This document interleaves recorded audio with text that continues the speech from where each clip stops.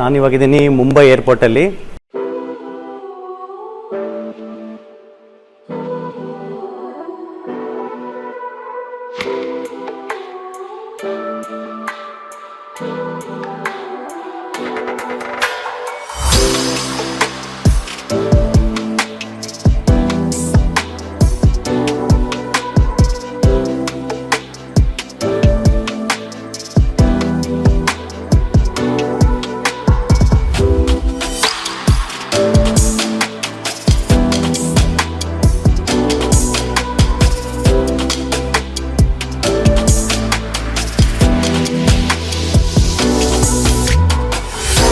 ಸ್ನೇಹಿತರೆ ನಮಸ್ಕಾರ, ನಾನು ನಿಮ್ಮ ಡಾಕ್ಟರ್ ರಾಕೇಶ್. ನಾನಿವಾಗಿದ್ದೀನಿ ಮುಂಬೈ ಏರ್ಪೋರ್ಟಲ್ಲಿ. ಒಂದು ರೀಜನರೇಟಿವ್ ಮೆಡಿಸಿನಲ್ಲಿ ಲೆವೆಲ್ 4 ಅಂತ ಒಂದು ಅಡ್ವಾನ್ಸ್ ಲೆವೆಲ್ ಆಫ್ ಟ್ರೈನಿಂಗ್ ಇತ್ತು. ಆ ಒಂದು ಟ್ರೈನಿಂಗ್ ಬಂದಿದ್ದೆ. ಇವತ್ತು 3 ದಿನ ಮುಗೀತು. ಇವತ್ತು ಸಾಯಂಕಾಲ ಬ್ಯಾಂಗ್ಳೂರಿಗೆ ಹೊರತಕ್ಕಂಥ ಒಂದು ಸಮಯದಲ್ಲಿ ನಾನು ಅಲ್ಲಿ ಏನು ಕಲಿತೆ ಅಂತಕ್ಕಂಥದ್ದನ್ನ ಕೆಲವೊಂದು ವಿಷಯಗಳನ್ನ ನಿಮ್ಮ ಹತ್ರ ಶೇರ್ ಮಾಡ್ಕೊಳ್ಳೋಣ ಅಂತ ಈ ಒಂದು ವಿಡಿಯೋ ಮಾಡ್ತಾ ಇದ್ದೀನಿ. ಅದರಲ್ಲಿ ರೀಜನರೇಟಿವ್ ಮೆಡಿಸಿನ್ ಅಂದ್ರೆ ಈಗ ಎಕ್ಸಾಂಪಲ್ ನಿಮಗೆ ಅಪ್ಲಿಕೇಶನ್ ಆಗೋ ಥರ ನಿಮ್ಗೆ ಅಪ್ಲೈ ಆಗೋ ಥರ ಹೇಳಬೇಕು ಅಂದರೆ ಯಾವುದೇ ಒಂದು ಮಂಡಿ ನೋವಾಗ್ಬೋದು ಅಥವಾ ಸೊಂಟ ನೋವಾಗ್ಬೋದು, ಡಿಸ್ಕ್ ಬಲ್ಜು ಅಥವಾ sciatica pain, shoulder pain, hip joint pain, ಯಾವುದೇ ರೀತಿಯಾಗಿರ್ತಕ್ಕಂಥ ಪೈನ್ಸ್ ಆಗ್ಬೋದು. ಆ ಪೈನ್ಸ್ ಬರೋದಕ್ಕೆ ಮೂಲ ಕಾರಣಗಳು ಒಂದು 4-5 ಲೆವೆಲಲ್ಲಿ ಇರ್ತವೆ. ಆ 4-5 ಲೆವೆಲಲ್ಲಿ ಒಂದು ಇಂಪಾರ್ಟೆಂಟ್ ಕಾರಣ ಬಂದು ಸರ್ಕ್ಯುಲೇಷನ್ ಡಿಫಿಷಿಯನ್ಸಿ ಅಂತ ಕರಿಬಹುದು ನಾವು ಅದನ್ನ. ಸರ್ಕ್ಯುಲೇಷನ್ ಡಿಫಿಷಿಯನ್ಸಿ ಅಂದ್ರೆ ಆ ಜಾಗಕ್ಕೆ ನೀವು ಕೇಳಿರ್ತೀರ ಡಾಕ್ಟರ್ಗಳು ಹೇಳೋದನ್ನ, ಅಲ್ಲಿ ರಕ್ತ ಆಡ್ತಾ ಇಲ್ಲ, ಹಂಗಾಗಿ ಆ ಪಾರ್ಟ್ ಸ್ವಲ್ಪ ವೀಕ್ ಆಗಿದೆ, ಹಂಗಾಗಿ ಪೈನ್ ಬರ್ತಾ ಇದೆ ಅಂತ. ಸೊ ಸರಿ, ರಕ್ತ ಆಡ್ತಾ ಇಲ್ಲ, ಸರಿ, ಇವಾಗ ರಕ್ತ ಅಲ್ಲಿಗೆ ಹೋಗಿಸ್ಬೇಕು.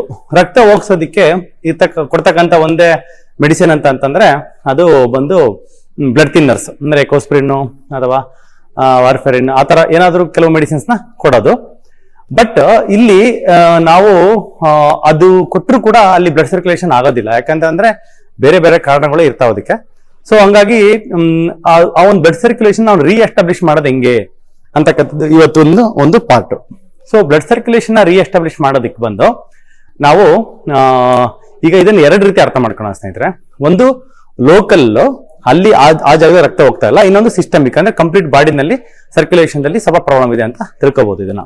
ಸೊ ಲೋಕಲ್ ಸರ್ಕ್ಯುಲೇಷನ್ ಪ್ರಾಬ್ಲಮ್ ಅಂತ ಬಂದಾಗ ಎಕ್ಸಾಂಪಲ್, ಈಗ ಒಂದು 10 ಎಕರೆ ಒಂದು ತೋಟ ಇದೆ ಅಂತಂದ್ರೆ ಅಲ್ಲಿ ಒಂದು ಕೊನೆಗೆ ಯಾವುದೋ ಒಂದು ಎಕರೆಗೆ ಅಪ್ಪಿರುವಾಗ ಅಲ್ಲಿ ಏನೋ ಒಂದು ಜಾಗಕ್ಕೆ ನೀರು ಹೋಗ್ತಾ ಇರಲ್ಲ. ಆ ನೀರು ಯಾಕೆ ಹೋಗ್ತಾ ಇರೋ ಅಂತಂದ್ರೆ ಕಂಪ್ಲೀಟ್ ಆಗಿ ಬೋರಲ್ಲೇ ನೀರು ಕಡಿಮೆ ಬರ್ತಾ ಇರ್ಬೋದು, ಅಥವಾ ಅಲ್ಲಿಂದ ನಾವು ಲೈಕ್ ಪ್ರೆಷರ್ ಕಡಿಮೆ ಇರ್ಬೋದು. ಆ ತರ ಕಂಪ್ಲೀಟ್ ಆಗಿ ಏನಾದ್ರೂ ಒಂದು ಎಂಟೈರ್ ಸರ್ಕ್ಯುಲೇಷನ್ ಸಿಸ್ಟಮ್ ದಲ್ಲಿ ಪ್ರಾಬ್ಲಮ್ ಇದೆ, ವಾಟರ್ ಸಿಸ್ಟಮ್ ದಲ್ಲಿ ಪ್ರಾಬ್ಲಮ್ ಇದೆ, ಅದನ್ನ ನಾವು ಸಿಸ್ಟಮಿಕ್ ಅಂತ ಕರಿಬಹುದು. ಆ ಲೋಕಲ್ ಅಲ್ಲಿ ಏನಾದ್ರು ಪ್ರಾಬ್ಲಮ್ ಇತ್ತು ಅಂತಂದ್ರೆ ಆ ಒಂದು ಎಕರೆ ಜಾಗದೊಳಗಡೆ ಏನಾದ್ರು ಬ್ಲಡ್ ನೀರು ಹೋಗೋದಿಕ್ಕೆ ಏನಾದ್ರು ತೊಂದರೆ ಇತ್ತು ಅಂತಂದ್ರೆ ಅದನ್ನ ನಾವು ಲೋಕಲ್ ಸರ್ಕ್ಯುಲೇಷನ್ ಇಶ್ಯೂಸ್ ಅಂತ ಕರಿತೀವಿ. ಸೊ ಈಗ ಈ ಒಂದು ಎಕರೆ ಜಾಗ ಹೋಗಿಲ್ಲ, ನೀರು ಹೋಗಿಲ್ಲ, ಸೊ ಹಂಗಾಗಿ ಅದು ಪೈನ್ ಬರ್ತಾ ಇದೆ. ಸೊ ಇವಾಗ ಎಕ್ಸಾಂಪಲ್ ಡಿಸ್ಕ್ ಹತ್ರ ಬ್ಲಡ್ ಸರ್ಕ್ಯುಲೇಷನ್ ಆಗ್ತಾ ಇಲ್ಲ ಅಂತ ಹೇಳ್ಬಿಟ್ಟು ಡಿಜೆನರೇಷನ್ ಆಗ್ತಾ ಇದೆ ಅಂತ ಹೇಳ್ಬಿಟ್ಟು ಅವಾಗ ಹೆಂಗೆ ನೀರಿಲ್ಲದೆ ಗಿಡಗಳು ಒಣಗ್ತಾ ಹೋಗ್ತಾವೋ, ಮರಗಳೆಲ್ಲ ಒಣಗ್ತಾವೋ, ಅದೇ ತರ ಅಲ್ಲೂ ಕೂಡ ಒಂದು ಡಿಸ್ಕ್ಗಳು ಡಿಜೆನರೇಷನ್ ಆಗ್ತವೆ, ಅಥವಾ ಜಾಯಿಂಟ್ಸ್ ಅಲ್ಲಿ ನೋವು ಬರೋಕ್ ಸ್ಟಾರ್ಟ್ ಆಗುತ್ತೆ. ಲೈಕ್ ಆ ಒಂದು ನರ್ವ್ಸ್, ಆ ಒಂದು ಕಂಪ್ಲೀಟ್ ಮಸಲ್ಸ್ ಅಲ್ಲೆಲ್ಲ ಪೈನ್ ಬರೋಕ್ ಸ್ಟಾರ್ಟ್ ಆಗುತ್ತೆ. ಅದು ಒಂಥರ ಬಾಡ್ತಾ ಹೋಗುತ್ತೆ, ಅಂದ್ರೆ ಕುಗ್ತಾ ಹೋಗುತ್ತಲ್ಲ, ಎನರ್ಜಿ ಶಕ್ತಿ ಕಡಿಮೆ ಆಗ್ತಾ ಹೋಗುತ್ತೆ. ಸೊ ಈ ತರ ಇರ್ತಕ್ಕಂಥ ಸಿಚುವೇಶನ್ ಅಲ್ಲಿ ನಾವಲ್ಲಿ ರೀಎಸ್ಟಾಬ್ಲಿಷ್ ಮಾಡ್ಬೇಕು. ಸರ್ಕ್ಯುಲೇಷನ್ ಅಲ್ಲಿ ಏನಾದ್ರು ಮಾಡಿ ನಾವು ಕಳಿಸ್ಬೇಕು. ಆಗ ಏನಾಗುತ್ತೆ, ಅದು ಸರ್ವೈವ್ ಆಗುತ್ತೆ. ಸರ್ವೈವ್ ಆಗ್ಬಿಟ್ಟು ಚೆನ್ನಾಗಿ ಗ್ರೋ ಆಗುತ್ತೆ. ಅಂದ್ರೆ ಮತ್ತೆ ಹೆಂಗೆ ಮರ ಚಿಗುರ್ಕೊಳುತ್ತೋ ಆ ತರ ಅದು ಕೂಡ ರೀಜನರೇಷನ್ ಆಗುತ್ತೆ, ಅಂದ್ರೆ ಪುನರುತ್ತಿ ಆಗುತ್ತೆ. ಆ ತರ ಆಗ್ತಕ್ಕಂಥ ಒಂದು ಅವಕಾಶ ಇರುತ್ತೆ ಅಲ್ಲಿ. ಬಟ್ ಇಲ್ಲಿ ನಾವು ಹಿಡಿತಕ್ಕಂಥ ಮೆಥಡ್ ಏನಂದ್ರೆ ಎಲ್ಲದನ್ನು ಕೂಡ ಕಟ್ ಅಂಡ್ ರೂಲ್ ಅಂದಂಗೆ ಅದನ್ನ ಕಟ್ ಮಾಡಿಬಿಟ್ಟು, ಡಿವೈಡ್ ಅಂಡ್ ರೂಲ್ ಅಂದಂಗೆ ಕಟ್ ಮಾಡ್ತೀವಿ. ಆ ಪಾರ್ಟನ್ನ ಇವಾಗ ಕಟ್ ಮಾಡಿಬಿಟ್ಟು ಹೋಗಿ ಇವಾಗ ಸರಿ ಆಯ್ತು ನಿಮಗೆ ಪೈನ್ ಅಂತ ಕರಿತೀವಿ. ಬಟ್ ಆ ಒಂದು ಸರ್ಕ್ಯುಲೇಷನ್ ಇಶ್ಯೂ ಏನಿದೆಯೋ ಅದು ಹಾಗೇ ಇದೆ, ಅಡ್ರೆಸ್ ಆಗಿಲ್ಲ. ಸೊ ಹಾಗಾಗಿ ಆ ಒಂದು ಎಕರೆ ಏನು ಜಾಗಕ್ಕೆ ಪ್ರಾಬ್ಲಮ್ ಆಯಿತು ಅದು ನೆಕ್ಸ್ಟ್ ಎಕರೆಗೂ ಪ್ರಾಬ್ಲಮ್ ಆಗುತ್ತೆ. ಆ ಒಂದು ಡಿಸ್ಕಿಗೆ ಏನು ತೊಂದರೆ ಆಯಿತೋ, ಆ ಒಂದು ಜಾಯಿಂಟ್ಗೆ ಏನು ತೊಂದರೆ ಆಯಿತೋ ಅದೇ ತೊಂದರೆ ಇನ್ನೂ ಹಾಗೆ ಇರೋದ್ರಿಂದ ಮತ್ತೆ ನೆಕ್ಸ್ಟ್ ಇನ್ನೊಂದು ಜಾಯಿಂಟ್ಗೆ, ಒಂದು ಡಿಸ್ಕಿಗೆ ಪ್ರಾಬ್ಲಮ್ ಆಗ್ತಾ ಹೋಗುತ್ತೆ. ಹಂಗಾಗಿ ಇದು ನೆವರ್ ಎಂಡಿಂಗ್ ಸ್ಟೋರಿ ಆಗುತ್ತೆ.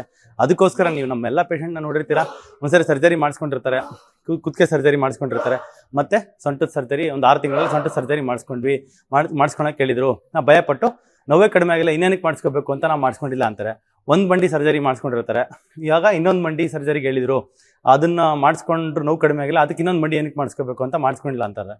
ಅಥವಾ ಮಂಡಿ ಸರ್ಜರಿ ಆಗಿರುತ್ತೆ, ಒಂದು ವಿತಿನ್ 6 ಮಂತಲ್ಲಿ ಸರ್ಜರಿ ಸೊಂಟಕ್ಕೆ ಬರುತ್ತೆ, ಸೊಂಟದ ಸರ್ಜರಿ ಮಾಡಿಸ್ಕೊಳ್ಳಿ ಅಂತ ಹೇಳ್ತಿದ್ರೆ, ಆಲ್ರೆಡಿ ಮಂಡಿ ನಾವು ಸರ್ಜರಿ ಮಾಡಿಸ್ಕೊಂಡು ನಾವು ಹಂಗೆ ಪೈನ್ ಅನುಭವಿಸ್ತಾ ಇದೀವಿ, ಮತ್ತೆ ಕೆಳಗಡೆ ಕೂತ್ಕೊಳಕ್ಕಾಗ್ತಾ ಇಲ್ಲ, ಸರಿಯಾಗಿ ಓಡಾಡೋಕ್ಕಾಗಲ್ಲ, ಮೂವ್ಮೆಂಟ್ ಆಗೋಕ್ಕಾಗಲ್ಲ, ಬಸ್ ಹತ್ತಕ್ಕಾಗಲ್ಲ, ಆಟೋ ಹತ್ತಕ್ಕಾಗಲ್ಲ, ಈ ಥರ ಒಂದು ಸಿಚುವೇಶನ್ ಇದೆ. ಈವನ್ ಕಾರ್ ಕೂಡ ಹತ್ತಕ್ಕಾಗಲ್ಲ, ಅಲ್ಲೇನಾದ್ರು ಒಂದು ಮೆಟ್ಲಿಟ್ಬಿಟ್ಟು ಒಂದೇನೋ ಹತ್ತೋದಕ್ಕೆ ಏನಾದ್ರು ಒಂದು ಕಟ್ಟೆ ಕೊಟ್ಬಿಟ್ಟು ಹತ್ತಬೇಕಾಗತ್ತೆ. ಆ ಥರ ಇರ್ತಕ್ಕಂಥ ಹಂಗಿರುತ್ತೆ. ಸೊ ಏನಕ್ಕೆ ಮಾಡಿಸ್ಕೋಬೇಕು ಅಂತ ಅವರು ಸೊಂಟಕ್ಕೆ ಸರ್ಜರಿನ ಬೇಡ ಅಂದಿರ್ತಾರೆ. ಯಾಕಪ್ಪ ಅಂತಂದರೆ ಈ ಒಂದು ಸರ್ಕ್ಯುಲೇಷನ್ ಡಿಫೆಕ್ಟು ಸಿಸ್ಟಮಿಕ್ ಆಗಿರ್ಬೋದು ಅಥವಾ ಲೋಕಲ್ ಆಗಿರ್ಬೋದು. ಸೊ ಈ ಥರ ಇಶ್ಯೂಸ್ ಇರ್ತವೆ. ಸೊ ಇದನ್ನು ಹೆಂಗೆ ಪರಿಹಾರ ಮಾಡ್ಬೋದು? ಇವಾಗ ಅದೇ ಸರ್ಜರಿ ಅಲ್ಲ ಅಂದರೆ ಮತ್ತೆ ಬೇರೆ ಏನು ಪರಿಹಾರ ಇದೆ, what else is the solution ಅಂತ ಬರುವಾಗ ಅದನ್ನ ರೀಜನ್ರೇಟ್ ಮಾಡೋಕ್ಕಾಗುತ್ತಾ ಅಂತ ಎಷ್ಟೋ ಜನ ಒಂದು ಹೋಲಿಸ್ಟಿಕ್ ಆಗಿ ಥಿಂಕ್ ಮಾಡ್ತಕ್ಕಂಥ ವೈದ್ಯರುಗಳು ಸಾವಿರಾರು ವರ್ಷಗಳಿಂದ ಆಲ್ರೆಡಿ ಥಿಂಕ್ ಮಾಡಿ ಅದೆಲ್ಲ ಪರಿಚಯದಲ್ಲಿ ಇದೆ. But that is not a such a lucrative. ಒಂದು ಸರ್ಜರಿ ಮಾಡುವಾಗ ಬರ್ತಕ್ಕಂಥ ಒಂದು ಎಕಾನಮಿ ಈ ಒಂದು ಇದರಲ್ಲಿ ಬರೋದಿಲ್ಲ. ಸೊ ಹಂಗಾಗಿ ಅದನ್ನ ಮೇಲೆ ಫೋಕಸ್ ಮಾಡೋಣ ಅಂತೇಳಿ ಹಂಗೆ ಫೋಕಸ್ ಮಾಡ್ತಾರೆ. ಯೂಶಲಿ ಅದನ್ನೇ ಜಾಸ್ತಿ ಪ್ರಮೋಷನ್ ಮಾಡ್ತಾರೆ. ಫಾರ್ಮಾ ಇಂಡಸ್ಟ್ರಿ ಆಗ್ಬೋದು, ಸರ್ಜಿಕಲ್ ಇಂಪ್ಲಾಂಟ್ಸ್ ಮ್ಯಾನುಫ್ಯಾಕ್ಚರ್ ಮಾಡ್ತಕ್ಕಂಥ ಕಂಪ್ನಿಗಳು ಆಗ್ಬೋದು, ಅದೆಲ್ಲರೂ ಕೂಡ ಅವರು ಅದನ್ನೇ ಜಾಸ್ತಿ ಪ್ರಮೋಷನ್ ಮಾಡ್ತಾ ಹೋಗ್ತಾರೆ. ಸೊ ಹಂಗೆ ಪ್ರಮೋಷನ್ ಮಾಡುವಾಗ ಸರ್ಜರಿ ಅಂತಕ್ಕಂಥ ವಿಚಾರ ಜಾಸ್ತಿ ಜನಗಳ ತಲೆಯಲ್ಲಿ ಓಡುತ್ತೆ. ಈ ಫೀಲ್ಡಲ್ಲಿ ಇರ್ತಕ್ಕಂಥವ್ರಿಗೂ ಕೂಡ ಅದೇ ಜಾಸ್ತಿ ತಲೆ ಓಡುತ್ತೆ. ರಾದರ್ ದ್ಯಾನ್ ನಾನ್ ಸರ್ಜಿಕಲ್ ಟ್ರೀಟ್ಮೆಂಟ್ ರೀಜನರೇಷನ್ ಮಾಡೋಣ, ಅದನ್ನು ಹಂಗೆ ಉತ್ಪತ್ತಿ ಮಾಡೋಣ, ಹಂಗೆ ಉತ್ಪತ್ತಿ ಮಾಡೋಣ, ಪುನರುತ್ಪತ್ತಿ ಮಾಡೋಣ ಅಂತಕ್ಕಂಥ ವಿಚಾರಗಳು ಬರೋದಿಲ್ಲ.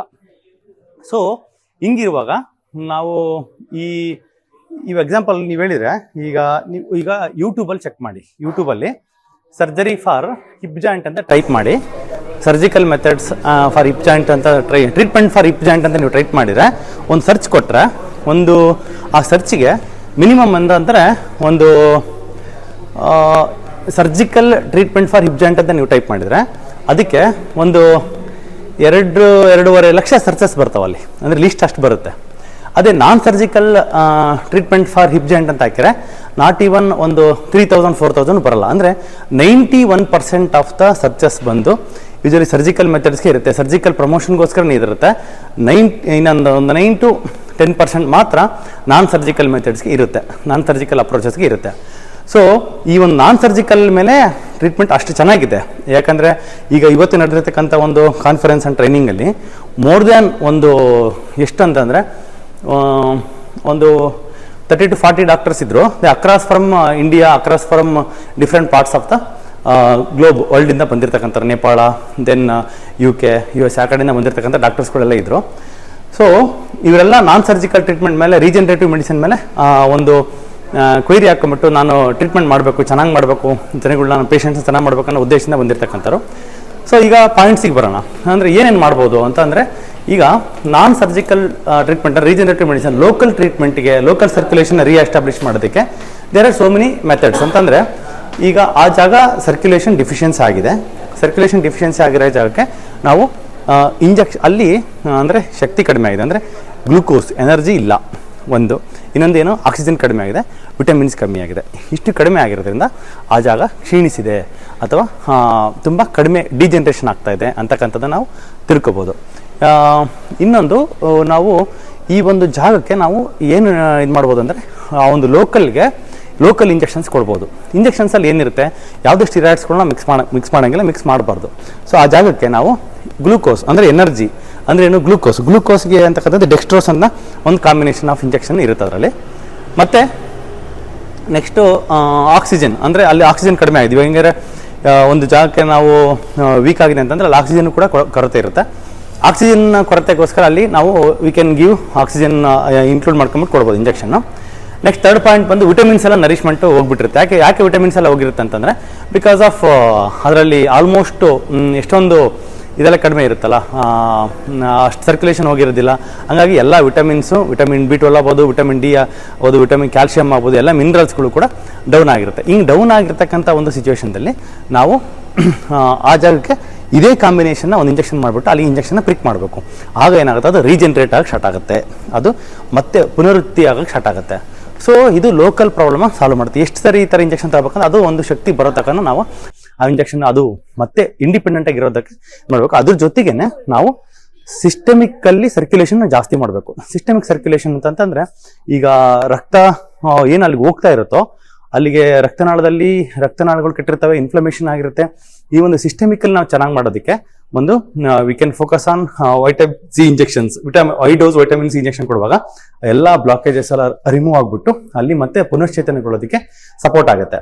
ಮತ್ತೆ ಅದೇ ತರ ಮೇಯರ್ಸ್ ಕಾಕ್ಟೇಲ್ ಅಂದ್ರೆ vitamin B series of injections, vitamin D injections, ಮತ್ತೆ ಕ್ಯಾಲ್ಸಿಯಂ, ದೆನ್ ಮೆಗ್ನೀಷಿಯಂ, ಜಿಂಕ್ ಅದನ್ನೆಲ್ಲ ನಾವು ಕೊಡೋದು. ಜೊತೆಗೆ ಅದಕ್ಕೆ ನಾವು ಓರಲ್ ಮೆಡಿಕೇಶನ್ಸ್, ಓರಲ್ ಸಪ್ಲಿಮೆಂಟೇಷನ್ಸ್ ಇರುತ್ತೆ. ಓರಲ್ ಸಪ್ಲಿಮೆಂಟೇಷನ್ಸ್ ಅಂತಂದ್ರೆ ಇವೇ ವಿಟಮಿನ್ಸ್ ಇವನ್ನ ಕೊಡ್ತಾ ಹೋಗೋದು. ಇದೆಲ್ಲನೂ ಜೊತೆಗೆ ನಾವು ಎಷ್ಟೇ ತಿಂದ್ರು ಎಷ್ಟೇ ವಿಟಮಿನ್ಸ್ ಅನ್ನ ತಗೊಂಡ್ರು ಕೂಡ ಅಲ್ಲಿ ಮುಖ್ಯವಾಗಿ ಏನಾಗ್ತಾ ಇದೆ ಅಂತಂದ್ರೆ ಅಲ್ಲಿ ಅಬ್ಸಾರ್ಪ್ಷನ್ ಪ್ರಾಬ್ಲಮ್ ಇರುತ್ತೆ. ಹಂಗಾಗಿ ಕರುಳನ್ನ ನಾವು ಸರಿ ಮಾಡ್ಬೇಕಾಗುತ್ತೆ. ಯಾಕಂದ್ರೆ ಕರುಳನ್ನ ನಾವು ಸರಿ ಇಟ್ಟಿದ್ದೆ ಆದ್ರೆ ನಾವು 10 mg ನಾವು ಒಂದು ವಿಟಮಿನ್ ಮಾತ್ರ ತಗೊಂಡ್ರೆ ಅಥವಾ ನಮ್ಮ ಊಟದಲ್ಲಿ 10 mg ಇದೆ ಅಂತಂದ್ರೆ 10 mgನೂ ಕೂಡ ಪೂರ್ತಿಯಾಗಿ ಅಬ್ಸರ್ವ್ ಆಗುತ್ತೆ. ನಮ್ಮ ಕರುಳೇ ಸರಿ ಇಲ್ಲ ಅಂತಂದ್ರೆ 10 mg ತಿಂದ್ರೆ ಅಬ್ಸರ್ವ್ ಆಗೋದು 1 mg, ಯಾಕಂದ್ರೆ ಡೈಜೆಷನ್ ಆಗಿರೋದಿಲ್ಲ ಮಾತ್ರ. ಸೊ ಆ ತರ ಒಂದು ಸಿಚುವೇಶನ್ ಇರುತ್ತೆ. ಸೊ ಈ ತರ ನಾವು ಲೋಕಲ್ ಅಲ್ಲಿ ನಾವು ಸರಿ ಮಾಡಬೇಕು ರೀಜನರೇಷನ್ ಮಾಡೋದಕ್ಕೆ, ಮತ್ತೆ ನಾವು ಸಿಸ್ಟಮಿಕಲಿ ಸರಿ ಮಾಡಬೇಕು. ಹಿಂಗೆ ಸರಿ ಮಾಡುವಾಗ ಅದು ಕಂಪ್ಲೀಟ್ ಆಗಿ ಇದಾಗುತ್ತೆ. ಸೊ ಆ ಒಂದು ಎಕರೆ ತೋಟ ಎಕ್ಸಾಂಪಲ್ ಕೊಟ್ಟು ನಾವು ಅದರಲ್ಲಿ ಅದು ಇದಾಗಿದೆ ಅಂತ, ಅದು ಬಾಡಿದೆ ಅಂತ ನಾವು ಮರಗಳನ್ನ ಕಟ್ ಮಾಡಿ ಮಾಡೋದಕ್ಕಿಂತ ಎಷ್ಟು ಕಷ್ಟಪಟ್ಟು ಬೆಳೆಸಿರೋರಿಗೆ ಗೊತ್ತು. ನಮ್ಮ ದೇಹನ ನಾವು ಮಾಡಿಲ್ಲ, ನಾವು ಮಾಡ್ಕೊಂಡಿಲ್ಲ, ಅದು ಭಗವಂತ ಮಾಡಿದ್ದಾರೆ. ಸೊ ಏನೇ ಆದ್ರೂ ಭಗವಂತ ಮಾಡಿರೋದಕ್ಕೆ ಅದ್ರದ್ದು ಭಗವಂತಿಗೆ ಗೊತ್ತು ಅದು ಎಷ್ಟು ಕಷ್ಟಪಟ್ಟು ಈ ಒಂದು ಇದನ್ನ ಸೃಷ್ಟಿ ಮಾಡಿರ್ತಾರೆ, ಈ ಒಂದು ಮಾನವ ದೇಹ ಅಂತ. ಅದನ್ನ ಕಟ್ ಮಾಡೋದು ಈಸಿ. ಸೊ ಹಂಗಾಗಿ ಅದನ್ನ ಮತ್ತೆ ನಾವು ರೀಜನರೇಟ್ ಮಾಡುವಾಗ ಅದು ಕಂಪ್ಲೀಟ್ ಆಗಿ ಸಂಪೂರ್ಣವಾಗಿ ಸರಿಯಾಗುತ್ತೆ. ಸೊ ಈ ತರ ಡಿಫ್ರೆಂಟ್ ಲೆವೆಲ್ಸ್ ಆಫ್ ಇಂಜೆಕ್ಷನ್. ಇದನ್ನ ಯೂಶಲಿ ಎಷ್ಟು ಅಂತಂದ್ರೆ ಅದೆಷ್ಟು ಇಂಜೆಕ್ಷನ್ ಕೊಡೋದು ಅಂತಂದ್ರೆ ಕಂಪ್ಲೀಟ್ ಆಗಿ ನಾವು ರೀಜನರೇಷನ್ ಆಗೋವರೆಗೂ ಒಂದು 5 ರಿಂದ 10, 15 ಈ ತರ ಇಂಜೆಕ್ಷನ್ ಕೊಟ್ಟು ಕಂಪ್ಲೀಟ್ ರೀಜನರೇಷನ್ ಮಾಡ್ಬಿಟ್ಟು ನಮ್ಮ ಫುಡ್ ಅಲ್ಲಿ ಆ ವಿಟಮಿನ್ಸ್ಗಳನ್ನ ನಾವು ವಿಟಮಿನ್ ಭರಿತ ಆಗಿರ್ತಕ್ಕಂಥ ಆಹಾರಗಳನ್ನ, ನ್ಯೂಟ್ರಿಷಿಯಸ್ ಆಗಿರ್ತಕ್ಕಂಥ ಫುಡ್ ನಾವು ತಗೊಳಕ್ಕೆ ಸ್ಟಾರ್ಟ್ ಮಾಡಿದಾದ್ರೆ ಆಗ ಕಂಪ್ಲೀಟ್ ಆಗಿ ಅದು ರೀಜನರೇಟ್ ಆಗುತ್ತೆ. ಮತ್ತೆ ಅದು ಡಿಜನರೇಷನ್ ಆಗಲ್ಲ. ಮತ್ತೆ ಅದು ಯಾವುದೇ ರೀತಿಯಾಗಿರ್ತಕ್ಕಂಥ ಒಂದು ಕಡಿಮೆ ಆಗಿರ್ತಕ್ಕಂಥ ಒಂದು ಇದು ಬರೋದಿಲ್ಲ ಅಲ್ಲಿಗೆ. ಏನ್ ಹೇಳ್ಬೋದು, ಮತ್ತೆ ಬ್ಲಡ್ ಸರ್ಕ್ಯುಲೇಷನ್ ಕಡಿಮೆ ಆಗಲ್ಲ, ಸಿಸ್ಟಮಿಕ್ ಸರ್ಕ್ಯುಲೇಷನ್ ಕಡಿಮೆ ಆಗಲ್ಲ, ಲೋಕಲ್ ಸರ್ಕ್ಯುಲೇಷನ್ ಕಡಿಮೆ ಆಗಲ್ಲ. ಅವೆರಡೂ ಕಡಿಮೆ ಆಗದೆ ಇದ್ರೆ ಅದು ಕಂಪ್ಲೀಟ್ ಆಗಿ ರಿಜೆಕ್ಷನ್ ಆಗುತ್ತೆ. ಸೊ ಅದೇ ರೀತಿನೇ ಸೊ ಸ್ನೇಹಿತರೆ, ಇಲ್ಲಿ ಸರ್ಜಿಕಲ್ ಅಪ್ರೋಚ್ ನೀವು ಮಾಡೋಕ್ಕಿಂತ ಮುಂಚೆ ನಾನ್ ಸರ್ಜಿಕಲ್ ಮೆಥಡ್ಸ್ ಅಲ್ಲಿ ಏನೇನಿದೆ ಅಂತ ನೀವು ಟ್ರೈ ಮಾಡಬೇಕು. ಅದರಲ್ಲಿ ಪರ್ಮನೆಂಟ್ ಆಗಿ ಕ್ಯೂರ್ ಆಗ್ತಕ್ಕಂಥ ಮೆಥಡ್ ಬಂದು ಆಕ್ಚುಲಿ ಪರ್ಮನೆಂಟ್ ಕ್ಯೂರ್ ಅಂತಂದ್ರೆ ಇದೇನೆ, ಥ್ರೂ ರೀಜನರೇಟಿವ್ ಮೆಡಿಸಿನ್. ಯಾಕಂದ್ರೆ ಅದು ಪರ್ಮನೆಂಟ್ ಕ್ಯೂರ್ ಆಗುತ್ತೆ. ಇದು ಸರ್ಜಿಕಲ್ ಮೆಥಡ್ಸ್ ಅಂತ ಬರುವಾಗ ಕಟ್ ಮಾಡು ಮತ್ತೆ ಅದನ್ನ ರಿಮೂವ್ ಮಾಡು ಅದನ್ನ ತೆಗೆದಾಕುವಂತ ಒಂದು ಮೆಥಡ್ ಅಲ್ಲಿ ನಾಟ್ ಓನ್ಲಿ ಅದನ್ನ ಕಟ್ ಮಾಡಿ ನಮ್ಮ ದೇಹದಲ್ಲಿ ಒಂದು ಪಾರ್ಟ್ ಆಚೆ ಹೋಗೋದಲ್ದೇನೆ ಆ ಒಂದು ರೂಟ್ ಕಾಸ್ ಹಾಗೆ ಎಕ್ಸಿಸ್ಟಿಂಗ್ ಇರೋದ್ರಿಂದ ಏನು ಡಿಜನರೇಷನ್ ಕಂಟಿನ್ಯೂಸ್ ಆಗ್ತಾ ಇರೋದ್ರಿಂದ ಅದೇ ಡಿಜನರೇಷನ್ ಬೇರೆ ಬೇರೆ ಪಾರ್ಟ್ಸ್ಗೆ ಬರ್ತಾ ಹೋಗುತ್ತೆ. ಬೇರೆ ಬೇರೆ 1 ಎಕರೆ ತೆಗೆದ್ಮೇಲೆ ಇನ್ನೊಂದು ಎಕರೆಗೆ ಬರುತ್ತೆ, ಇದೇ ತರ ಕಂಟಿನ್ಯೂಸ್ ಆಗೋದು ಅಕ್ಲೂಷನ್ ಸ್ಟಾರ್ಟ್ ಆಗ್ತಾ ಒಂದು ಡಿಸ್ಕು, ಇನ್ನೊಂದು ಮಂಡಿ, ಇನ್ನೊಂದು ಜಾಯಿಂಟ್ ಇದೇ ತರ ಆಗುತ್ತೆ. ಈಗ ನೀವು ರುಮಟಾಯ್ಡ್ ಆರ್ಥರೈಟಿಸ್ ತಗೊಂಡ್ರೆ ರುಮಟಾಯ್ಡ್ ಆರ್ಥರೈಟಿಸ್ ಅಲ್ಲಿ ಹೇಳ್ದಂಗೆ 2 ರೀತಿನೂ ಇರುತ್ತೆ. ಇವಾಗ ಈ ಜಾಯಿಂಟ್ ಒಂದು ಪೈನ್ ಬಂದಿದೆ ಅಂತಂದ್ರೆ ಈ ಜಾಯಿಂಟ್ ಪೈನ್ ಬಂದಿರತಕ್ಕಂಥ ಜಾಯಿಂಟ್ ಅಲ್ಲಿ ನಾವು ಸೊ ಅಲ್ಲಿ ಲೋಕಲ್ ಇನ್ಫ್ಲಮೇಷನ್ ಆಗಿರುತ್ತೆ. ಸೊ ಲೋಕಲ್ಗೂ ನಾವು ಇಂಜೆಕ್ಷನ್ ಮಾಡಿಬಿಟ್ಟು ವಿಟಮಿನ್ಸು, ಆಕ್ಸಿಜನ್ ಪ್ಲಸ್ ಈ ಥರ ಇಂಜೆಕ್ಷನ್ಸ್ ಅಲ್ಲಿ ಲೋಕಲ್ಲಿ ಕೊಟ್ಬಿಟ್ಟು ಅದನ್ನು ನಾವು ಪುನಃ ಅಂದರೆ ಇನ್ಫ್ಲಮೇಷನ್ನ ಕಡಿಮೆ ಆಗಂಗೆ ಮಾಡಿ ಮತ್ತು ಪೈನ್ನ ಕಡಿಮೆ ಆಗಂಗೆ ಮಾಡ್ಬೋದು ಲೋಕಲಲ್ಲಿ. ಜೊತೆಗೆ ನಾವು ಅಲ್ಲಿ ಕರುಳನ್ನು ಸರಿ ಮಾಡಿಬಿಟ್ಟು ನಾವು vitamins I V vitamins, vitamins ಅವನ್ನ ಕೊಟ್ಬಿಟ್ಟು ಬ್ಲಡ್ಡನ್ನು ಸರಿ ಮಾಡೋದು. ಮತ್ತು ನಾವು ಕರುಳನ್ನು ಸರಿ ಮಾಡೋದ್ರ ಮುಖಾಂತರ ನಾವು ತಿಂತಕ್ಕಂಥ ಆಹಾರದಲ್ಲಿ ಚೇಂಜಸ್ ಮಾಡಿಕೊಂಡು ಅಲ್ಲಿ ಅದನ್ನು ಸರಿ ಮಾಡೋದು. ಹಿಂಗೆ ಮಾಡಿದಾಗ ಅದು ಒಳಗಡೆಯಿಂದನೂ ಶುದ್ಧಿ ಆಗುತ್ತೆ, ಹೊರಗಡೆಯಿಂದನೂ ಶುದ್ಧಿ ಆಗುತ್ತೆ. ಅಂದರೆ ಲೋಕಲ್ ಆ ಪೇಯ್ನು ಕಡಿಮೆ ಆಗುತ್ತೆ, ಪ್ಲಸ್ ಅಲ್ಲಿರ್ತಕ್ಕಂಥ ಒಂದು ಇದನ್ನು ಕಡಿಮೆ ಆಗ್ತಾ ಹೋಗುತ್ತೆ. ಇದು ಪರ್ಮನೆಂಟ್ ಸೊಲ್ಯೂಷನ್ ಅಂತ ಆಗ್ಬೋದು. ಸಪೋಸ್ ನನಗೆ ಇದು ಪೇಯ್ನ್ ಸಿಕ್ಕಾಪಟ್ಟೆ ಜಾಸ್ತಿ ಆಗಿದೆ, ಹಿಂಗಾಗಿದೆ ಅಂತ ಹೋಗ್ಬಿಟ್ಟು ನಾವು ಹ್ಯಾಂಡ್ ಸರ್ಜನ್ ಹತ್ರ ಹೋದೆ, ಇದನ್ನು ಕೂಡ ತೆಗೆದು ಅಲ್ಲಿ ಒಂದು ಆರ್ಟಿಫಿಷಿಯಲ್ ಜಾಯಿಂಟ್ನ ಹಾಕ್ತಕ್ಕಂಥ ಒಂದು ಟೆಕ್ನಾಲಜಿ ಬಂದಿದೆ. ಈ ಟೆಕ್ನಾಲಜಿ ಬಂದಿರೋದು ತಪ್ಪಲ್ಲ, ಬಟ್ ಇದನ್ನು ನಾವು ನಂಬಿ ಅದ್ರ ಬಗ್ಗೆ ಮಾರು ಹೋಗಿ ಅದೇ ಸರ್ವಸ್ವ ಅಂತ ತಿಳ್ಕೊಂಡಿದ್ವಲ್ಲ, ಪರ್ಮನೆಂಟ್ ಸೊಲ್ಯೂಷನ್ ಆಗುತ್ತಂತ ಆ ಥರ ಆಗ್ಬಿಡುತ್ತೆ. ಮೊನ್ನೆ ಒಂದು ಪೇಷಂಟ್ ಬಂದಿದ್ರು, ಅವರ ರುಮಟಾಯ್ಡ್ ಆರ್ಥರೈಟಿಸ್ ಇದೆ, ಅವರ ದೇಹದಲ್ಲಿ ಯಾವುದ್ಯಾವ್ದೆಲ್ಲ ಜಾಯಿಂಟ್ಸ್ ಇದೆ ಎಲ್ಲ ಜಾಯಿಂಟ್ಸ್ನ ಎಕ್ಸ್ರೇ ಮಾಡಿದ್ದಾರೆ. ಎಲ್ಲ ಜಾಯಿಂಟ್ಸ್ನ ಎಕ್ಸ್ರೇ ಮಾಡಿ ಕಂಪ್ಲೀಟಾಗೆ ಯಾವ ಜಾಯಿಂಟ್ಸಲ್ಲಿ ಎಲ್ಲ ಜಾಯಿಂಟ್ಸಲ್ಲೂ ಪೇನ್ ಇದೆ ಅವ್ರಿಗೆ, ಎಲ್ಲ ಜಾಯಿಂಟ್ಸಲ್ಲೂ ಪೇನ್ ಇದೆ. ಎಸ್ಪೆಷಲಿ ಆಂಕಲ್ ಜಾಯಿಂಟ್ಸು ಮತ್ತು ನೀ ಜಾಯಿಂಟ್ಸಲ್ಲಿ ಸಿವಿಯರ್, ಮತ್ತು ಬೇರೆ ಎಲ್ಲ ಜಾಯಿಂಟ್ಸಲ್ಲಿ ಪೇನು ಪ್ಲಸ್ ಡಿಫಾರ್ಮಿಟಿ ಅಂದರೆ ಸೊಟ್ಟ ಆಗಿಬಿಟ್ಟಿದೆ. ಸನ್ ನೆಕ್ ಡಿಫಾರ್ಮಿಟಿ ಅದು ಇದು ಅಂತ ಹೊಸ ಹೆಸರುಗಳೆಲ್ಲ ಬರ್ತಾ ಇರ್ತವೆ. ಬಟ್ ಅದೆಲ್ಲಕ್ಕಿಂತ ಮುಖ್ಯವಾಗಿ ಅದನ್ನು ಕೊನೆಗೆ ಅವ್ರು ಹೇಳಿರೋದು ಈ ಕಾಲು ಏನಂತ ನಮ್ಗೆ ಅರ್ಥನೇ ಆಗ್ತಿಲ್ಲ. ಸೊ ಇದು ನೀವು ಹಿಂಗೆ ಎಕ್ಸಸೈಸ್ ಮಾಡ್ಕೊಳ್ಳಿ ಫಿಸಿಯೋಥೆರಪಿ. ಪಾಪ ವಯಸ್ಸಾಗಿದೆ, ಆಲ್ರೆಡಿ ರಿಟೈರ್ಡ್ ಪ್ರೊಫೆಸರ್ ಅವರು. ಈ ಟೈಮಲ್ಲಿ ಈ ಏಜಲ್ಲಿ ಇನ್ನೇನು ಎಕ್ಸಸೈಸ್ ಮಾಡ್ತಾರೆ, 65 ವರ್ಷ ವಯಸ್ಸು. ಅಂದರೆ ಅಷ್ಟು ಪೈನ್ ಇಲ್ಲ ಅಂದರೆ ಮಾಡ್ಬೋದಾಯಿತು, ವಾಕಿಂಗ್ ಮಾಡೋಕ್ಕೂ ಕೂಡ ಕಷ್ಟ ಆಗ್ತಿದೆ. ಅವ್ರಿಗೆ ಮೂವ್ಮೆಂಟ್ ಮಾಡಿ ಅಂತಂದರೆ ಆ ಮೂವ್ಮೆಂಟು ಮಾಡೋಕ್ಕಾಗ್ದೇ, ಆ ಪೈನ್ ಸಫರ್ ಮಾಡೋಕ್ಕಾಗ್ದೇ 24 hours ಪೈನ್ ಅದು. ಈ ಥರ ಸ್ಥಿತಿ, ಈ ಥರ ಸಿಚುವೇಶನ್ ಇರುತ್ತೆ. ನಾವು ಅವ್ರಿಗೆ ಇದೇ ರೀಜನರೇಟಿವ್ ಮೆಡಿಸನ್ನ ನಾವು ಟ್ರೈ ಮಾಡಿರೋದು. ಇದೇ ರೀಜನರೇಟಿವ್ ಮೆಡಿಸನಲ್ಲಿ ಟ್ರೈ ಮಾಡಿದಾಗ ಏನು ಕೊಡ್ತು, ಅದರಲ್ಲಿ ಬಂದಿರತಕ್ಕಂಥದ್ದು ಏನಂದರೆ ಅವ್ರಿಗೆ ಫಸ್ಟ್ ಒಂದು ವಾರದಲ್ಲಿ ಒಂದು 40 to 50% ಕಡಿಮೆ ಆಗಿದೆ ನೋವು. 15-20 ವರ್ಷದಿಂದ ಇದ್ದಂಥ ನೋವು 40 to 50% ಹೆಂಗೆ ಕಡಿಮೆ ಆಯ್ತು ಅಂದರೆ ಬಿಕಾಸ್ ಆಫ್ ರೀಜನರೇಟಿವ್ ಮೆಡಿಸಿನ್. ಏನಂದರೆ ಅವ್ರಿಗೆ ನಾವು ಲೋಕಲ್ಗೆ ಇಂಜೆಕ್ಷನ್ಸ್ ಕೊಟ್ವಿ, ಲೋಕಲ್ಗೆ ಮಂಡಿ, ಆ್ಯಂಕಲ್ಲು ಪ್ಲಸ್ ಶೋಲ್ಡರು ಆ ಥರ ಬಿಗ್ಗರ್ ಜಾಯಿಂಟ್ಸ್ಗೆಲ್ಲ ಕೊಟ್ವಿ. ಚಿಕ್ಕ ಪುಟ್ಟ ಜಾಯಿಂಟ್ಸ್ಗೆ ಕೂಡ ಅವಶ್ಯಕತೆ ಬರಲ್ಲ, ಯಾಕಂದರೆ ಅದು ರಕ್ತದಿಂದ ಸಿಸ್ಟಮಿಕ್ ಸರ್ಕ್ಯುಲೇಷನ್ ಚೆನ್ನಾಗಾಗುವಾಗ ಅಲ್ಲಿಗೆಲ್ಲ ಬ್ಲಡ್ ಸರ್ಕ್ಯುಲೇಷನ್ ವಿತ್ ಫೋರ್ಸ್ ಅದು ಮೂವ್ ಆಗುತ್ತೆ ಅಲ್ಲಿಗೆ. ಜೊತೆಗೆ ಅವ್ರಿಗೆ ಫುಡ್ಡನ್ನ ಕರೆಕ್ಷನ್ ಮಾಡಿದ್ವಿ. ದೆನ್ ಅವರ ಒಂದು ಕರಳಲ್ಲಿ ಅಬ್ಸಾರ್ಪ್ಷನ್ ಕೆಪಾಸಿಟಿ ಜಾಸ್ತಿ ಮಾಡಿದ್ವಿ. ಹಿಂಗೆ ಜಾಸ್ತಿ ಮಾಡಿದಾಗ ಒಂದು ವಾರದಲ್ಲೇ 50% ನೋವು ಕಡಿಮೆ ಆಗೋದಕ್ಕೆ ಸಾಧ್ಯ ಆಯಿತು.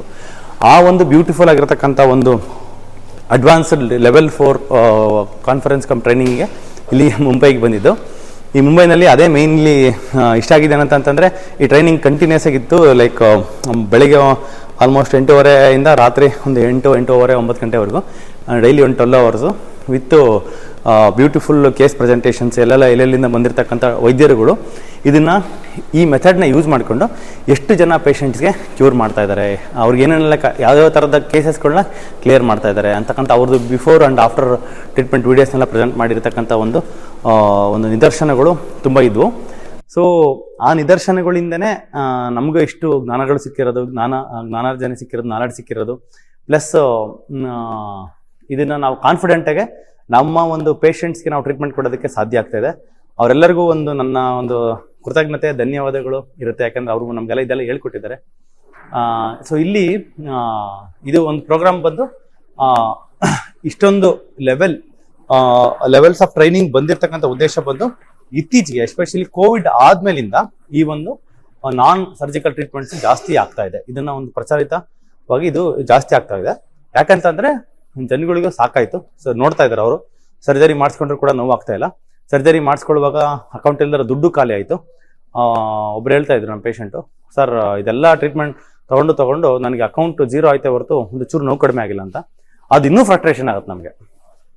ಯಾಕಂದ್ರೆ ಈ ಕಡೆ ದುಡ್ಡು ಕಡಿಮೆ ಆಗ್ತಾ ಇದೆ, ಈ ಕಡೆ ದುಡಿಮೆನೂ ಮಾಡೋಕ್ಕಾಗ್ತಾ ಇಲ್ಲ, ಜೊತೆಗೆ ಪೇನು ಕಡಿಮೆ ಆಗ್ತಾ ಇಲ್ಲ, ನೆಕ್ಸ್ಟ್ ದುಡಿಯೋಕ್ಕೂ ಆಗ್ತಾ ಇಲ್ಲ. ಈ ಥರ ಇರುವಾಗ it is B A very frustrating moment. ಆ ಥರ ಫ್ರಸ್ಟ್ರೇಷನ್ ಮೊಮೆಂಟು ನಮಗೆ ಲೈಕ್ ಬರಬಾರ್ದು. ಅದಕ್ಕೋಸ್ಕರನೇ ನಾನ್ ಸರ್ಜಿಕಲ್ ಟ್ರೀಟ್ಮೆಂಟ್ಸ್ ಅಂಡ್ ರೀಜನರೇಟಿವ್ ಮೆಡಿಸಿನ್ನ ಒಂದು ವರವಾಗಿ ಭಗವಂತ ಇಲ್ಲಿ ಕೊಟ್ಟಿದ್ದೇನೆ. ಅದಕ್ಕೆ ಕಂಪ್ಲೀಟಾಗಿ ಕ್ಯೂರ್ ಆಗುತ್ತೆ. ಅದು ಕಂಪ್ಲೀಟಾಗಿ ಪರ್ಮನೆಂಟಾಗಿ ಕ್ಯೂರ್ ಆಗ್ತಕ್ಕಂಥ ಒಂದು ವಿಚಾರ ಅಂತಂದರೆ ಓನ್ಲಿ ಥ್ರೂ ರೀಜನರೇಟಿವ್ ಮೆಡಿಸಿನ್. ಅದರಲ್ಲಿ ಯಾಕಂದರೆ ಬೇಕಾದ್ರೆ ನೀವು ಸರ್ಜರಿ ಮಾಡಿಸ್ಕೊಂಡಿರೋ ಕೇಳಿ ಎಷ್ಟೊಂದು ಜನಕ್ಕೆ ವೀಡಿಯೋಸ್ ಹಾಕ್ತಾ ಇರ್ತೀನಿ ನಿದರ್ಶನಗಳನ್ನ. ಒಂದು ಸರ್ಜರಿ ಮಾಡಿಸ್ಕೊಂಡ್ರು ಕೂಡ ಆ ಜಾಗದಲ್ಲಿ ನೋವು ಕಡಿಮೆ ಆಗಿರಲ್ಲ, ಪ್ಲಸ್ ಬೇರೆ ಜಾಗದಲ್ಲಿ ನೋವು ಜಾಸ್ತಿ ಆಗುತ್ತೆ. ಯಾಕಂದರೆ ಒಂದು ಜಾಗದಲ್ಲಿ ಅದು ನರ ಯಾವುದೋ ಒಂದು ಇಂಪ್ಲಾಂಟ್ಸೋ ಒಂದು ಪ್ಲೇಟ್ಸ್ನ ಹಾಕೋದ್ರಿಂದ ಆ ಜಾಗದಲ್ಲಿ ಸೆನ್ಸೇಷನ್ ಪೂರ್ತಿ ಕಂಪ್ಲೀಟಾಗಿ ಹೋಗುತ್ತೆ. ಅಲ್ಲಿ ಪೆಥಾಲಜಿ, ಕಾಯಿಲೆ, ರೋಗ ಹಾಗೇ ಇರುತ್ತೆ. ಬಟ್ ಕಂಪ್ಲೀಟಾಗಿ ನಮ್ಮ ಒಂದು ಮಿದುಳಿಗೆ ಅದಿರ್ತಕ್ಕಂಥ ಕನೆಕ್ಷನ್ ಕಟ್ ಆಗುತ್ತೆ. ಇದಿರೋದ್ರಿಂದ ಅದು ಅವ್ರಿಗೆ ಪೈನು ಇರಲ್ಲ ಅಂತ ಭಾಸ ಆಗುತ್ತೆ ಹೊರತು ಅದು ಪೈನು ಹೋಗಿರಲ್ಲ, ರೂಟಿಂದ ಹೋಗಿರಲ್ಲ. ಸೊ ಹಂಗಾಗಿ the permanent cure is only this regenerative medicine.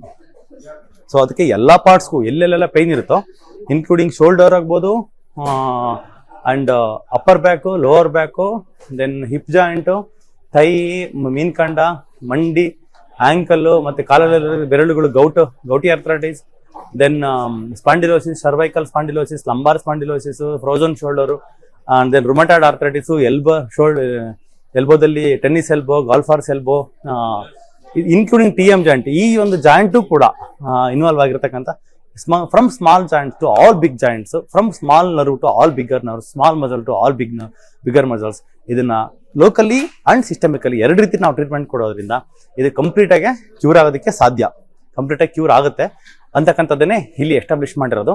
ಅದು ಕೂಡ ಅದರಲ್ಲೂ ಯಾವುದಾದನ್ನ ಕಂಪ್ಲೀಟಾಗಿ ಡಿಕ್ಲೇರ್ ಮಾಡಿರ್ತೀವೋ, ಅಂದರೆ ಡಿಕ್ಲೇರ್ ಮಾಡಿರ್ತಾರೋ ದೊಡ್ಡ ದೊಡ್ಡ ಹಾಸ್ಪಿಟ್ಲ್ಗಳಲ್ಲಿ, ಇದು ವಾಸಿ ಆಗಲ್ಲ, ಪರ್ಮನೆಂಟಾಗಿ ವಾಸಿ ಆಗಲ್ಲ, ಇದು ನೀವು ಸರ್ಜರಿನೇ ಮಾಡಬೇಕು, ಸರ್ಜರಿ ಮಾಡೋದೊಂದು ಬಿಟ್ಟರೆ ಏನಲ್ಲ 5 ಲಕ್ಷ 6 ಲಕ್ಷ ಕೊಟೇಶನ್ ಕೊಟ್ಟಿರ್ತಾರೆ. ಆ ಥರ ಡಿಕ್ಲೇರ್ ಮಾಡಿರ್ತಕ್ಕಂಥ ಕೇಸ್ನ ಕೇಸಸ್ನ ಚಾಲೆಂಜಿಂಗ್ ಆಗಿ ತಗೊಂಡು ಕ್ಯೂರ್ ಮಾಡಿರ್ತಕ್ಕಂಥ ಒಂದು ನಿದರ್ಶನಗಳು, ವಿಡಿಯೋಗಳು, ಪೇಷಂಟ್ಸ್ನ ಬಿಫೋರ್ ಆಫ್ಟರ್ ವಿಡಿಯೋಸ್ ಎಲ್ಲ ಹಾಕಿರೋದು ನೋಡಿದರೆ ನಮಗೆ ಇನ್ನೂ ಲೈಕ್ ಇನ್ನೂ ಉತ್ಸಾಹ ಬರ್ತಾಯಿತ್ತು, ಇನ್ನೂ ಖುಷಿ ಆಗ್ತಾಯಿತ್ತು. ಯಾಕಂತಂದರೆ ಇಷ್ಟು ಬ್ಯೂಟಿಫುಲ್ಲಾಗಿ ಇದನ್ನೆಲ್ಲ ಮಾಡ್ತಾ ಇದ್ದಾರಲ್ಲ ವೈದ್ಯರುಗಳು across India and across the world ಮಾಡ್ತಾ ಇದ್ದಾರಲ್ಲ ಅಂತಕ್ಕಂಥದ್ದು ನಮಗೆ ಖುಷಿಯಾಗಿದ್ದು. ಮುಖ್ಯವಾಗಿ all these treatment methods are supported in, ಈಗ ನೀವು ಮೆಡಿಸಿನ್ ಸ್ಟೂಡೆಂಟ್ ಆಗಿದ್ರೆ, MBBS MD ಆ ಥರ ಸ್ಟೂಡೆಂಟ್ಸ್ ಆಗಿದ್ರೆ, ಅಥವಾ ಆ ಥರ ನಿಮ್ಮ ರಿಲೇಟಿವ್ಸಲ್ಲಿ ಇದ್ದರೆ, ಅಥವಾ ನೀವು ಗೂಗಲಲ್ಲಿ ಮಾಡಿ ನೋಡಿ, Harrison book of internal medicine ಅಂತ ಇದೆ. ಹ್ಯಾರಿಸನ್ ಬುಕ್ ಆಫ್ ಇಂಟರ್ನಲ್ ಮೆಡಿಸಿನ್ಸಲ್ಲಿ ಪ್ರತಿಯೊಂದು ಕಾಯಿಲೆಗೂ ಕೂಡ ಲಾಸ್ಟಿಗೆ ಸಮಥಿಂಗ್ ಲೈಕ್ ಪ್ರತಿಯೊಂದು ಚಾಪ್ಟರ್ಲ್ಲೂ ಕೂಡ ದೇ ವಿಲ್ ಬಿ ಗಿವಿಂಗ್. ಇವಾಗ ಹಾರ್ಟ್ ಅಟ್ಯಾಕ್ ಆಗಿದೆ ಅಂತಂದರೆ ಹಾರ್ಟ್ ಅಟ್ಯಾಕಿಗೆ ಬೈಪಾಸ್ ಸರ್ಜರಿ ಮಾಡಬೇಕು ಅಥವಾ CABG ಮಾಡಬೇಕು ಅಂತಕ್ಕಂಥದ್ದನ್ನು ಹೇಳೋದಕ್ಕಿಂತ ಮುಖ್ಯವಾಗಿ ಅದನ್ನು ಹೇಳಿರ್ತಾರೆ. ಬಟ್ ಅದನ್ನು ಅದ್ರ ಪಕ್ಕದಲ್ಲೇ there is a something else regenerative medicine which we can ಆ ಹಾರ್ಟ್ನ ಬ್ಲಾಕ್ಸ್ನ ಹಂಗೆ ಕ್ಲಿಯರ್ ಮಾಡ್ಬೋದು ಅಂತ ಎಷ್ಟೊಂದು ಮೆಥಡ್ಸ್ನೆಲ್ಲ ಕೊಟ್ಟಿರ್ತಾರೆ. ಅದು ಸರ್ಕ್ಯುಲೇಷನ್ ಪ್ರಾಬ್ಲಮ್ಮೇ ತಾನೆ. ಹಾರ್ಟ್ ಅಟ್ಯಾಕ್ ಆಗೋದು ಸರ್ಕ್ಯುಲೇಷನ್ ಪ್ರಾಬ್ಲಮ್ಮು, ಕೊನೆಗೆ ಮಿದುಳಲ್ಲಿ ಸ್ಟ್ರೋಕ್ ಆಗೋದು ಕೂಡ ಸರ್ಕ್ಯುಲೇಷನ್ ಪ್ರಾಬ್ಲಮ್, ಎಲ್ಲನೂ ಕೂಡ ಸರ್ಕ್ಯುಲೇಷನ್ ಪ್ರಾಬ್ಲಮ್ಗೆ ಬರುತ್ತೆ. ಸೊ ಈ ಒಂದು ಸರ್ಕ್ಯುಲೇಷನ್ ಪ್ರಾಬ್ಲಮ್ನ ನಾವು ಕಂಪ್ಲೀಟಾಗಿ ಪರ್ಮನೆಂಟಾಗಿ ಹೋಗಿಸ್ಕೋಬೇಕು. ಅದಕ್ಕೆ ಒಂದೇ ಇವಾಗ ಥರ ನೀವು ಈಗ ಹಾರ್ಟ್ ಆಪ್ರೇಷನ್ ಮಾಡಿಸ್ಕೊಂಡಿರ್ತಾರೆ. ಹಾರ್ಟ್ ಆಪ್ರೇಷನ್ ಮಾಡಿಸ್ಕೊಂಡು ಪರ್ಮನೆಂಟಾಗಿ ಅವರು ಮಾತ್ರೆಗಳು ಇರಬೇಕು, ಅವ್ರು ಇರೋವರೆಗೂ ಮಾತ್ರೆಗಳನ್ನ ತಗೋಬೇಕಂತ ಹೇಳಿರ್ತಾರೆ. ಅಷ್ಟು ಮಾತ್ರೆಗಳನ್ನ ತಗೊಳ್ಳೋದ್ರ ಜೊತೆಗೆ ಅವ್ರಿಗೆ ಎಷ್ಟು ಜನಕ್ಕೆ ಸೆಕೆಂಡ್ ಹಾರ್ಟ್ ಅಟ್ಯಾಕ್ ಆಗಿರುತ್ತೆ, ಥರ್ಡ್ ಅಟ್ಯಾಕ್ ಆಗಿರುತ್ತೆ. ಏನಕ್ಕೆ ಆಗಿರುತ್ತೆ ಅಂತಂದರೆ ಬಿಕಾಸ್ ಆಫ್ ದಟ್. ಮತ್ತು ಕೊನೆಗೆ ಅವ್ರಿಗೆ ಪ್ರತಿ ಸರಿ ಎಜೆಕ್ಷನ್ ಫ್ರಾಕ್ಷನ್ ಮೇಲಿಂದ ಹಿಡಿದು ಕೆಳಗಡೆ ಆಗ್ತಾ 60 ನಾರ್ಮಲ್ ಇರ್ತಕ್ಕಂಥ ಎಜೆಕ್ಷನ್ ಫ್ರಾಕ್ಷನ್ನು 45, 30 ಇನ್ಕ್ಲೂಡಿಂಗ್ 20 ಬಂದಿರುತ್ತೆ. ಸೊ ಹಂಗೆ ಎಜೆಕ್ಷನ್ ಫ್ರಾಕ್ಷನ್ ಕಡಿಮೆ ಇರುವಾಗ ನಾವು ನಡೆದ್ರೂ ಸುಸ್ತು, ಓಡಾಡಿದ್ರೂ ಸುಸ್ತು, ತುಂಬ ಕಷ್ಟಪಟ್ಕೊಂಡು ಜೀವನ ಮಾಡ್ತಕ್ಕಂಥ ಒಂದು ಪರಿಸ್ಥಿತಿ ಬಂದಿರುತ್ತೆ. ಸೊ ಹಾಗೆ ಇರ್ತಕ್ಕಂಥ ಒಂದು ಸರ್ಜರಿ ಮಾಡಿಸ್ಕೊಂಡು ಆ ಥರ ಕಷ್ಟವಾಗಿರ್ತಕ್ಕಂಥ ಜೀವನನ ನಾವು ಮಾಡೋದಕ್ಕಿಂತ ಬೆಟರ್ ಬಂದು ನಾನ್ ಸರ್ಜಿಕಲ್ ರೀಜನರೇಟಿವ್ ಟ್ರೀಟ್ಮೆಂಟ್ಸ್ ಎಷ್ಟೊಂದಿರುತ್ತೆ. ಅಕ್ಯೂಟ್ ಎಮರ್ಜೆನ್ಸಿ, ತೀರಾ ಅಕ್ಯೂಟ್ ಎಮರ್ಜೆನ್ಸಿ ಅಂತಂತಂದರೆ ಆ ಥರದ್ದು ಹೋಗ್ಬೋದು.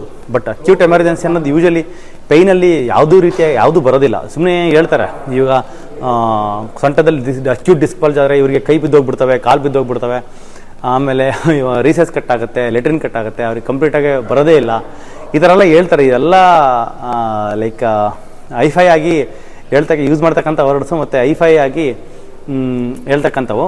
ಅದನ್ನು ಯಾವುದೂ ನಾವು ನಂಬತಕ್ಕಂಥ ಅವಶ್ಯಕತೆ ಇಲ್ಲ. ನೀವು ಎಲ್ಲೇ ಆಗಲಿ, ನೀವು ಎಲ್ಲೇ ಇರಿ, either Karnataka or India, wherever even in the world, but before going for surgery there is a non surgical treatment, there is always a regenerative medicine. ಅದನ್ನು ಅಪ್ರೋಚ್ ಮಾಡಿ ಅದು ಕಂಪ್ಲೀಟಾಗಿ ಕ್ಯೂರ್ ಆಗುತ್ತೆ. ನಿಮಗೆ ಕಂಪ್ಲೀಟಾಗಿ ಕ್ಯೂರ್ ಸಿಗುತ್ತೆ. ಅದನ್ನೇ ಇವತ್ತು ರೀಎಸ್ಟಾಬ್ಲಿಷ್ ಮಾಡಿರ್ತಕ್ಕಂಥದ್ದು ಈ ಒಂದು ಟ್ರೈನಿಂಗ್ ಆ್ಯಂಡ್ ಕಾನ್ಫರೆನ್ಸಲ್ಲಿ. ಸೊ ಅದನ್ನು like more of A happy and satisfactory for all of us ಅಂತ ಹೇಳ್ತಾ, ಏನೇ ನಿಮ್ಗೆ ಏನಾದರೂ ಕ್ವಶನ್ಸ್ ಇದ್ದರೆ ನನಗೆ ಕಮೆಂಟ್ಸಲ್ಲಿ ಹಾಕಿ, ನಾನು ಆನ್ಸರ್ ಮಾಡ್ತೀನಿ. ಈ ಒಂದು ರೀಜನರೇಟಿವ್ ಮೆಡಿಸಿನ್ನ ಜಾಸ್ತಿ ಶೇರ್ ಆಗಲಿ, ಎಷ್ಟು ಜನಕ್ಕಾಗುತ್ತೆ ಅಷ್ಟು ಜನಕ್ಕೆ ಶೇರ್ ಮಾಡಿ. ಇದು ತುಂಬ ಲಕ್ಷ ಜನಕ್ಕೆ, ಕೋಟಿಗಟ್ಟಲೆ ಜನಕ್ಕೆ ಏನು ಸಫರ್ ಮಾಡ್ತಾ ಇದ್ದಾರೆ. ಸರ್ಜರಿ ಮಾಡಿಸ್ಕೊಳಕ್ಕೂ ಆಗ್ದೇ, ಪೈನು ತರ್ಕೊಳಕ್ಕಾಗ್ದೇ, ಜಸ್ಟ್ ಪೈನ್ ಕಿಲ್ಲರ್ಸ್, ಸ್ಟಿರಾಯ್ಡ್ಸ್ ತಗೊಂಡು ಸಫರ್ ಮಾಡ್ತಾ ಇದ್ದಾರೆ. ಅದೇನು ಇಲ್ದಂಗೆ ಕಂಪ್ಲೀಟಾಗಿ ಕ್ಯೂರ್ ಮಾಡೋದಕ್ಕೆ ಆಗುತ್ತೆ ಅಂತಕ್ಕಂಥದ್ದನ್ನು ಒಂದು ಪ್ರೂವನ್ ಸಂಗತಿ. ಸೊ ಹಂಗಾಗಿ ಸ್ನೇಹಿತರೆ, so please don't fall for this, ಕೆಲವು ವರ್ಡ್ಸ್ ಹೇಳಂಗಿಲ್ಲ. So don't fall for pharma companies, don't fall for surgical companies, implant companies. Just focus on your health, your body parts, regenerate them and live such a happy, luxuriant and energetic life throughout. However, ಭಗವಂತ ಎಷ್ಟು ವರ್ಷ ಇಟ್ಟದನ್ನ ಅಷ್ಟು ವರ್ಷ ಅಷ್ಟು ಚೆನ್ನಾಗಿರ್ಬೇಕು. ನಾವು bed ರಿಡನ್ನೇ ಆಗಬಾರ್ದು, ಸ್ವಾವಲಂಬಿಗಳಾಗಿ ಬದುಕಬೇಕು, ಇನ್ನೊಬ್ಬರ ಮೇಲೆ ಅವಲಂಬಿತರಾಗಬಾರ್ದು ಅಂತಕ್ಕಂಥ ಹೇಳ್ತಾ ಈ ಒಂದು ರೀಜನರೇಟಿವ್ ಮೆಡಿಸಿನ್ನ ಪ್ರಮೋಷನ್ ಮಾಡಿ, ಶೇರ್ ಮಾಡಿ ಅಂತ ಹೇಳ್ತಾ ಕೇಳ್ಕೊತ ಈ ವಿಡಿಯೋ ಮುಗಿಸ್ತಾ ಇದ್ದೀನಿ. ಥ್ಯಾಂಕ್ ಯು ಸ್ನೇಹಿತರೆ, ಧನ್ಯವಾದಗಳು.